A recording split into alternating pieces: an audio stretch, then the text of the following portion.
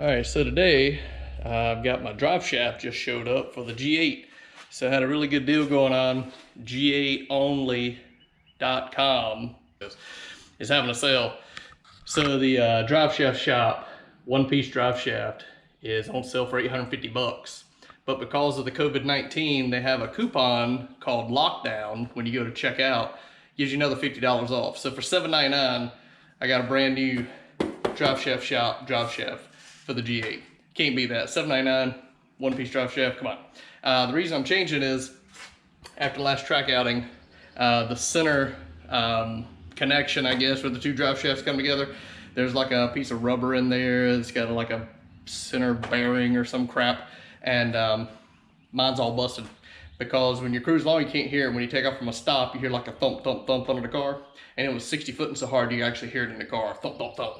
So anyway, what it is, it's that centerpiece is wore out. It's very common on a G8, and the best way to fix it, instead of just trying to band-aid it with another bearing and that whole midsection kit, just put a solid shaft in it. Why not? Racing. It's 7 pounds lighter. So here we go. So there it is, out of the box.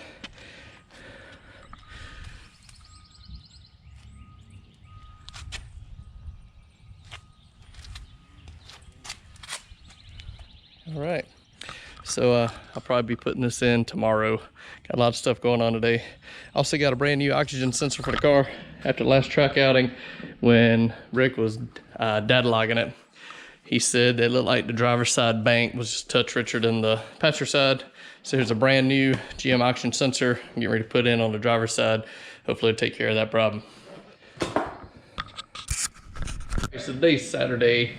Kind of crazy, this COVID-19 coronavirus. Yesterday, North Carolina issued at like 5 p.m. for Wake County, basically stay at home.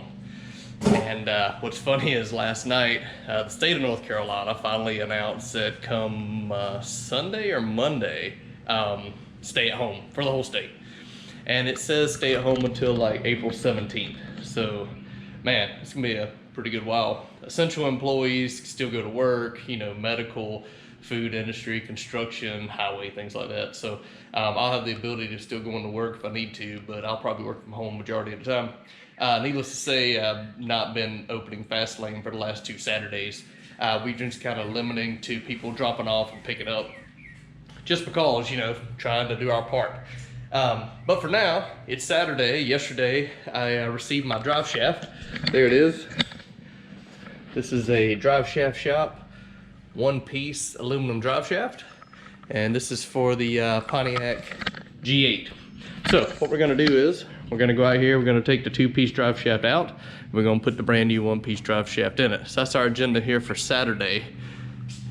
And while we're in there, when I went to the track last time, I was running a little rich on the driver's side bank, so Rick told me to get a new oxygen sensor. So this is a new AC Delco oxygen sensor, what they call the upstream near the engine. So I'm going to change this on the driver's side, and maybe that'll help get it running to top perfection. So between the drive shaft, a cold air kit I just got for the car, and all these other mods, coronavirus ain't gonna keep us down. We're gonna keep on hot riding as long as we can. So I'll post some more videos a little bit.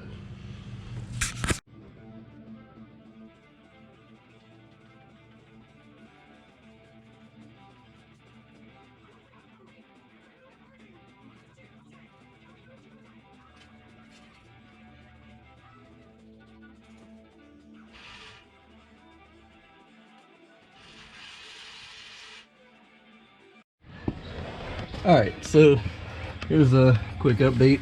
If you'll notice, I took the exhaust off to give me room to get in here. There's a heat shield. It's laying there on the ground right there. So there's a heat shield and the exhaust. Got them off. And what you'll notice, here's the drive shaft. Stock drive shaft, how it bolts up here. I gotta take all this off. And if you follow along the shaft here, right here in the middle, is where the two shafts go together, and it's like the bearings in here and a bushing, and at the very back there, that's where it hooks to the rear end. So what we're gonna do is I'm gonna show you what the problem is here. So when you hear that thumping under the middle of the car when you take off from the stop.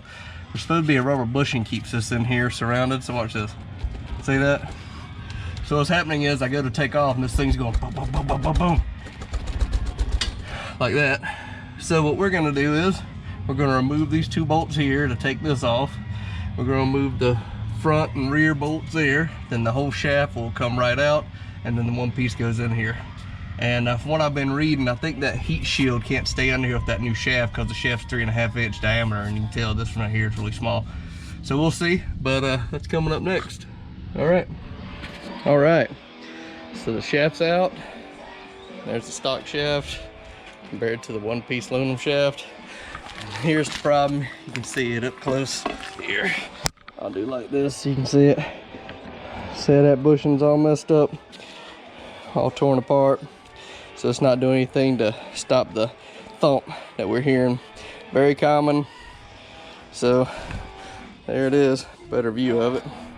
Anyway, so instead of having this 2-piece design here, even though it might have all that rubber so it don't have any vibration, I'm gonna go to this in 1 piece, which is bigger but lighter, should be about 7 pounds lighter.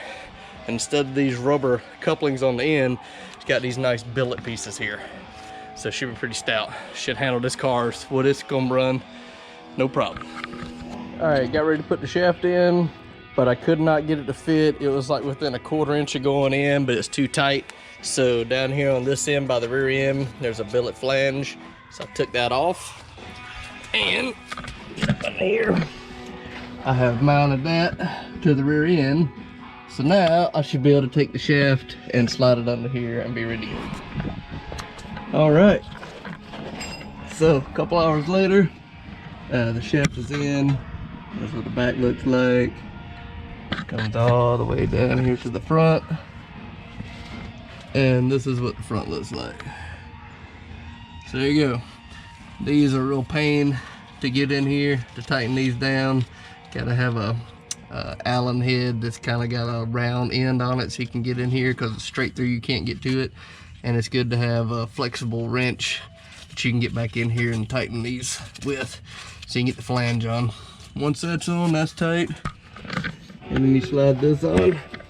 And again, to make it work, I had to take this adapter, this little billet piece here, off the drive shaft the way it was shipped, bolted onto the rear end first, and then the drive shaft slipped up and bolted right in, no problem.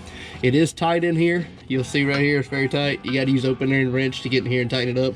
I didn't have a thin wall socket thin enough to actually get in here without hitting the shaft. It's really, really tight. So anyway, there it is. It's all bolted up, ready to go.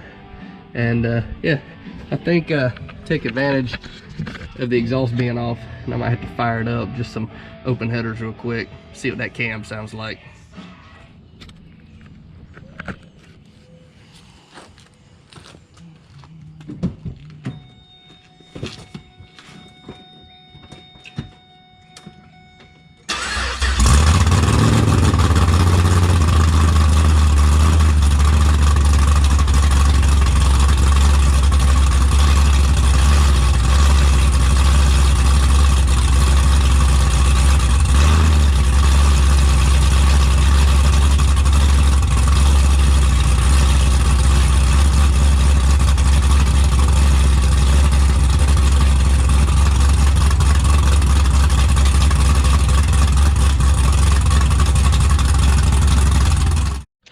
So after a successful drive shaft install and test drive, I had to go wash the car and apply a little bit of this reload on top of it.